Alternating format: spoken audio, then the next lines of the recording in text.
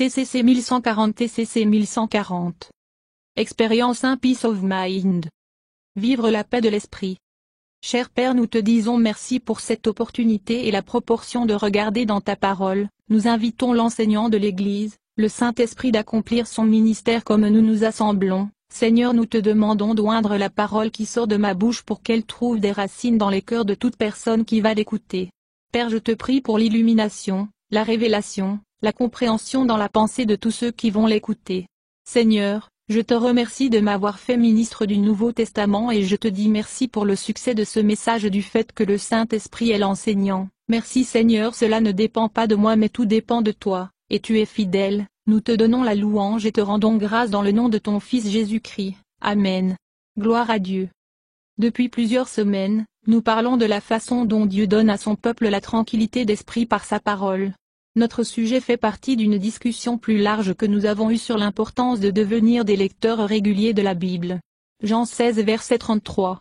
La paix de l'esprit est la liberté des pensées et des émotions anxieuses. La paix de l'esprit ne signifie pas que nous ne pouvons jamais avoir de pensées ou d'émotions plus troublantes. Cela signifie que nous savons comment les gérer selon la parole de Dieu.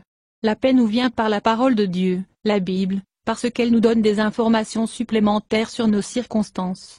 La parole de Dieu change notre perspective, ou la façon dont nous voyons les choses, change la façon dont nous gérons la situation.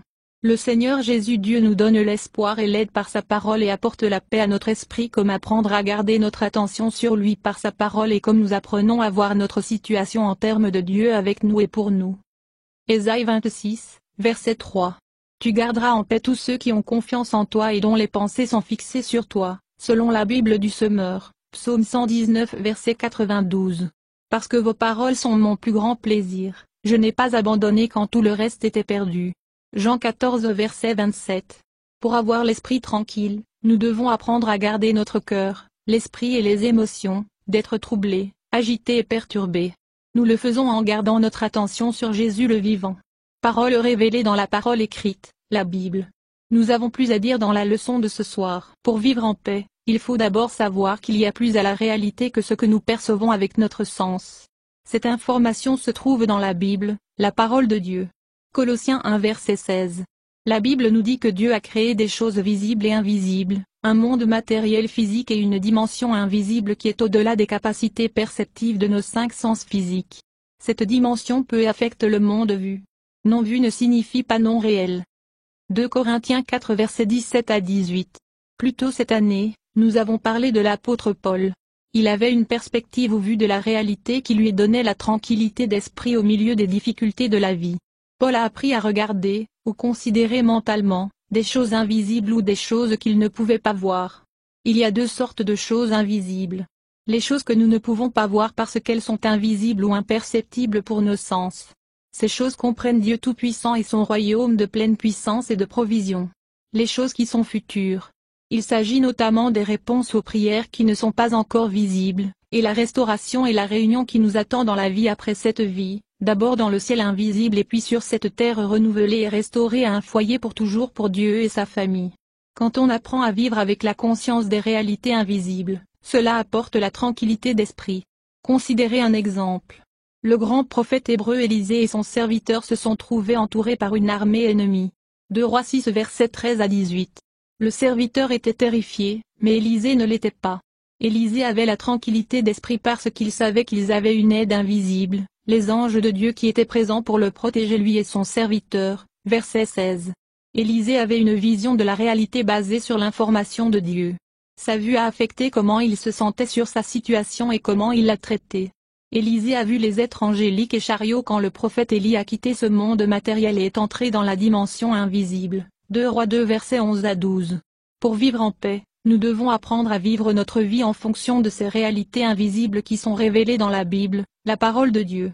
C'est ce qu'est vivre par la foi, car par la foi nous ordonnons notre façon de vivre, pas par quelque chose vu. 2 Corinthiens 5 verset 7, Ouest. Hébreux 11 verset 1.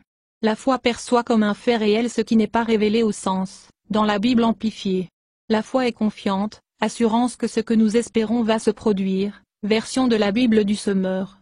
Le mot grec qui est traduit foi signifie persuasion. Il vient d'un mot qui veut dire gagner plus, persuader. Il a l'idée de la confiance ou de la persuasion ferme, la foi confiante dans la vérité ou la véracité de toute personne ou chose. La foi est fondée sur la confiance ou la confiance en une personne que nous ne pouvons pas voir, Dieu Tout-Puissant. Pierre 1 verset 8.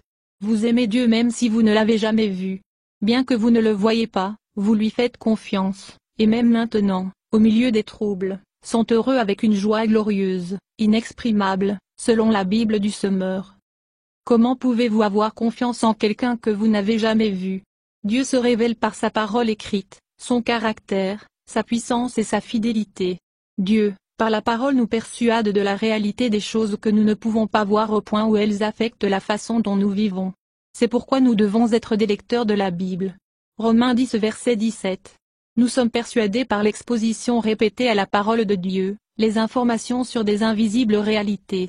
Notre foi grandit et se développe en regardant Jésus à travers sa parole. Hébreux 12 verset 2. C'est une des raisons pour lesquelles j'ai passé du temps plus tôt dans l'année à vous expliquer qui a écrit le Nouveau Testament et pourquoi nous pouvons lui faire confiance. Chaque document a été écrit par un témoin oculaire de Jésus ou un proche associé d'un témoin. Les hommes qui ont marché et parlé avec le Dieu incarné, le Seigneur Jésus-Christ. Jean 1 verset 1 à 3. 2 Pierre 1 verset 16. Pour vivre en paix, nous devons reconnaître qu'il y a beaucoup de choses qui peuvent nous distraire de la Seigneur et détourner notre attention de lui et de sa parole. Nous devons reconnaître et faire face aux distractions. La semaine dernière, nous avons parlé de Pierre, l'un des premiers disciples de Jésus, qui était distrait par ce qu'il pouvait voir et sentir quand Jésus lui dit qu'il pouvait marcher sur l'eau. Matthieu 14 versets 21 à 33. Pierre a connu une démonstration visible de la puissance invisible de Dieu qui a produit un physique résultat. Pierre a été en mesure de marcher sur l'eau à la parole de Jésus en regardant, en focalisant son attention sur Jésus a donné à Pierre la foi ou la confiance qu'il pouvait faire ce que Jésus a dit. Quand Pierre a détourné son attention de Jésus, il a eu peur et a commencé à couler. Jésus réprimanda Pierre, « Pourquoi doutez-vous de moi ?» Le doute est un manque de confiance en une personne. Le mot grec traduit doute signifie vaciller dans l'opinion. Jacques 1 verset 8 appelle celui qui se balance un homme à double esprit, un homme à deux esprits, un homme qui hésite ou vacille. Pierre hésitait entre ce qu'il pouvait voir, les vagues, et sentir, le vent, et ce que Jésus disait, vous pouvez marcher sur l'eau. En d'autres termes, Pierre s'est laissé distraire.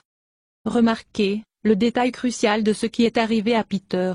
Son succès et son échec dans une situation effrayante étaient directement reliés à ce qu'il faisait avec son esprit et où il a concentré son attention. Jésus sauvé mais cet incident est enregistré en partie pour nous apprendre. Considérons quelques autres événements dans la vie de Pierre qui nous donnent un aperçu supplémentaire de notre sujet. À vivre la tranquillité d'esprit vous devez apprendre à contrôler votre esprit, reconnaître les distractions et garder votre concentration. Matthieu 26 versets 31 à 35. La nuit avant que Jésus soit crucifié, il a dit à ses apôtres qu'ils avaient tous le déserteraient. Pierre répondit que même si tous les autres désertaient Jésus, il ne le ferait pas. Jésus dit Pierre que devant le coq chanté le matin, il nierait 3 fois qu'il connaissait même Jésus. Luc 22, versets 31 à 32. Le récit de l'incident par Luc donne un détail supplémentaire sur cet échange. Jésus les avertit que Satan désirait tout les tamiser comme du blé. La langue grecque indique que Jésus voulait dire tous les apôtres. Le tamisage comme le blé est une référence agricole qui leur était familière. Il voulait séparer qui est indésirable, comme le blé de la paille. Lorsqu'il est utilisé au sens figuré, il a l'idée de test. Satan allait les tester dans le but de se débarrasser d'eux. Le diable a déjà Judas. Luc 22 verset 3. Jésus se concentre sur Pierre parce qu'il deviendra le chef du groupe après le retour de Jésus du ciel. Jésus avait un message pour lui, mais j'ai prié pour vous, Simon, que votre foi ne doit pas échouer. Alors, quand vous avez repenti et tourné à moi de nouveau, fortifiez-vous et construisez tes frères. La Bible du Semeur. Rappelez-vous que plus tôt dans son ministère, Jésus a expliqué à ses apôtres, les 12 originaux, que le royaume avancerait dans les cœurs des hommes par la prédication de sa parole. Jésus aussi les avertissait qu'il y aurait des obstacles à la propagation de sa parole, y compris le diable qui tentait de voler la parole aux hommes pour les rendre inefficaces. Matthieu 13 versets 18 à 23. Retour à Matthieu 26. Après son avertissement aux hommes, Jésus les a conduits au jardin de Gethsémane et est parti prier. Verset 36 au verset 46. Après un temps de prière, une foule armée est arrivée dans le jardin pour arrêter Jésus. À ce moment-là, Tous les disciples ont fui comme Jésus l'avait prédit. Jésus a été emmené à la maison du grand prêtre, et Pierre suivit de loin, verset 47 au verset 58. À l'intérieur de la maison, le Sanhédrin, le conseil dirigeant juif, a appelé des témoins pour donner quelques témoignages de Jésus qu'ils pouvaient utiliser pour le mettre à mort. Pierre était assis dehors dans la cour, verset 59 au verset 68. 3 personnes différentes ont approché Peter séparément pour dire qu'il était l'un des hommes qui suivaient Jésus. Devant tout le monde, il a nié connaître Jésus, juré qu'il ne le connaissait pas, et puis il a juré par Dieu qu'il ne le connaissait pas, verset 69 au verset 74. Immédiatement après le 3e refus de Pierre, un coq a chanté. À ce moment-là, Jésus regarda Pierre et il se souvenait de ce que le Seigneur avait dit. Pierre quittait cet endroit en sanglotant amèrement. Luc 22, versets 61 à 62. Analysons ce qui s'est passé ici en termes de notre sujet. Lorsque la foule armée est arrivée, Peter a trouvé il se trouvait dans une position dangereuse. Quelles émotions aurait-il pu éprouver et quelles pensées il a commencé à voler dans sa tête? Sans doute, il avait peur de ce qui se passait, de ce qu'il devrait faire, en plus de leurs pensées tourmentantes sur le danger auquel ils étaient confrontés. Nous savons que Pierre a sorti une épée et a coupé l'oreille d'un homme. Jean 18 verset 10. Quand Jésus l'a fait, il était clair qu'il n'allait pas arrêter ce qui se passait. Matthieu 26 versets 52 à 56. Les disciples s'enfuirent. Rappelez-vous ce que nous avons dit précédemment. Lorsque les gens sont dans des situations comme celle-ci, nos esprits commencent à nous sommes en compétition à cause de ce que nous voyons et ressentons. Le diable profite de notre vulnérabilité et travaille sur nos esprits avec des pensées qui nous agitent davantage émotionnellement, et nous l'aidons souvent. Pierre était probablement déchiré, hésitant. Il était engagé envers Jésus, mais craignait là il se serait peut-être demandé, « Que dois-je faire? Peut-être puis-je vous aider. Mais j'ai besoin de rester en sécurité. » Il a décidé de suivre à distance. Pendant que Pierre attendait dehors, 3 personnes différentes lui ont demandé s'il était avec Jésus. Le premier il a nié connaître Jésus. Quelles étaient ses pensées? Peut-être quelque chose comme ceci, « Je sais, je mens, mais si je dis la vérité, je pourrais me faire arrêter et ne pas pouvoir aider Jésus. » Nous sommes des créatures compliquées et le diable est un maître de la subtilité et nous aide à justifier les comportements. 2 autres personnes approchent de Peter et, motivé par la peur, il a creusé dans ses talons et a menti à 2 autres fois, en niant chaque fois plus fortement qu'il connaissait le Seigneur devant tout le monde. Pierre a fait un serment, Matthieu 26 verset 72, et puis il a juré par Dieu ou utilisé le nom du Seigneur pour affirmer un mensonge. Matthieu 26 verset 74. Les pharisiens, chefs religieux juifs, ont enseigné qu'il y avait 2 types de serments. L'un était une légère infraction s'il n'y en avait pas. L'autre était exécutoire et parjure si vous l'avez violé. Jésus a spécifiquement enseigné contre les 2. Matthieu 5 versets 33 à 37. Comment Pierre, en quelques heures seulement, est passé de la proclamation qu'il était prêt à mourir pour Jésus si est-il nécessaire de le nier d'une manière profane. Invoquer le nom du Seigneur pour un mensonge était profane ou blasphématoire. Pierre ne contrôlait pas son esprit, pensée, ou ne se concentrait pas sur les paroles du Seigneur. Matthieu 26, versets 31 à 35. Jésus a donné aux disciples des paroles qui auraient pu les aider. Il leur dit qu'il les rencontrerait en Galilée après qu'ils soient ressuscités des morts. Ils étaient à Jérusalem. En d'autres mots, Jésus leur a dit que tout ce qui va se passer ce soir finira à bien. Jésus a essayé d'aider Pierre spécifiquement en avertissant Pierre qu'il allait le nier cette nuit-là. Pierre aurait pu se rappeler les paroles de Jésus. Il aurait pu se souvenir des moments des dernières années où Jésus a déjoué la direction religieuse ou délivré les gens par le pouvoir surnaturel. Mais Pierre était distrait des paroles de Jésus par les circonstances, les émotions et les pensées. Où il oublie complètement les paroles de Jésus. Comment le diable a-t-il pu utiliser tout cela pour détruire, filtrer, Pierre? Il aurait pu utiliser l'affaiblissement de Pierre, état émotionnel et mental, pour écraser sa foi et son espoir en Jésus par des fléchettes ardentes, des pensées. Pouvez-vous imaginer la culpabilité que Pierre a éprouvée une fois que Jésus a été crucifié? J'aurais dû, je suis resté avec Jésus. Peut-être aurais-je pu arrêter sa mort. Pourquoi ne l'ai-je pas écouté? Je suis peut-être en vie. Je l'ai laissé tomber. Je ne mérite pas de vivre. Je suis une personne horrible. Permettez-moi de faire un commentaire. Nous ne critiquons pas Peter. Il a dû apprendre et grandir dans sa capacité à garder votre concentration sur Jésus, contrôler vos pensées et gérer les stratégies mentales de l'ennemi. Comme nous l'avons dit plus tôt, beaucoup de ces événements sont enregistrés, en partie pour enseigner aux générations suivantes. Non seulement Jésus a-t-il prié pour que Pierre survive à l'attaque de Satan, mais Pierre était le premier apôtre auquel Jésus est apparu le jour de la résurrection. Luc 24 verset 34. I Corinthiens 15 verset 5. Jésus a visité Pierre et l'a restauré. Il n'y a pas de compte de ce qui a été dit. Nous avons un détail touchant d'une autre apparition de Jésus après sa résurrection. Jean 21, versets 1 à 14.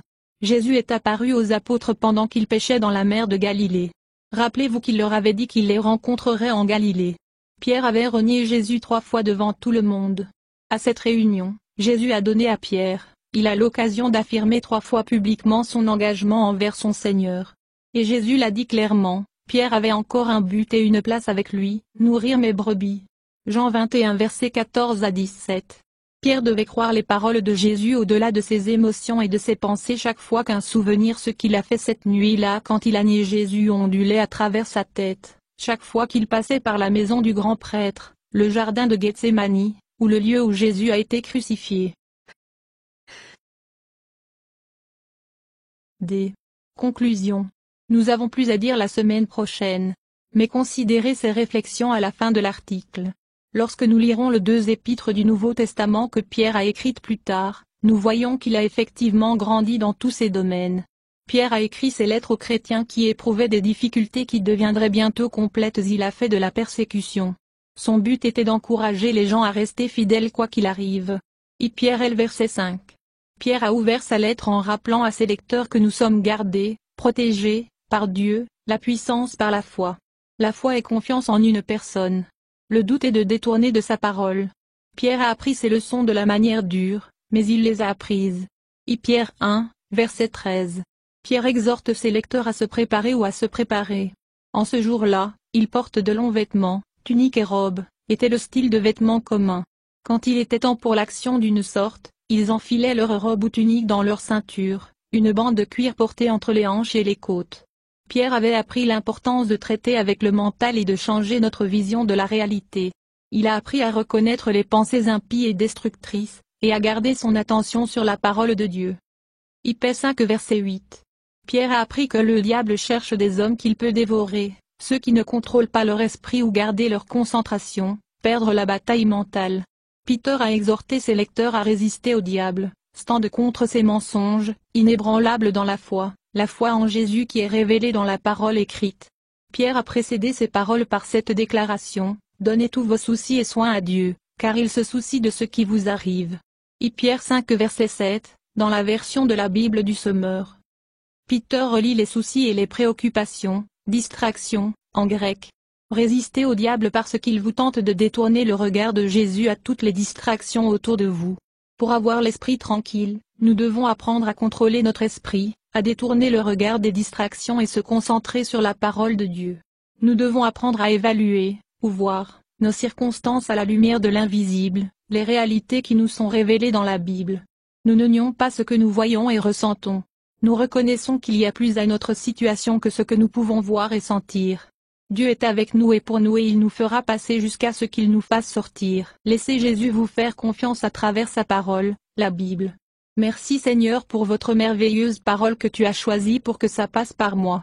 Merci Seigneur de choisir des fils et des filles d'être conformes à l'image de Jésus-Christ et d'être faits comme tes enfants en caractère et en puissance, pour tout ce qu'on entend. Que cette leçon puisse nous donner le désir de rechercher et de grandir en Jésus-Christ dans cet endroit. Seigneur, nous vous remercions et nous vous servons sur votre scène, notre désir c'est de demeurer en toi au nom de ton Fils Jésus-Christ. Amen. Louez le Seigneur, louez le Seigneur.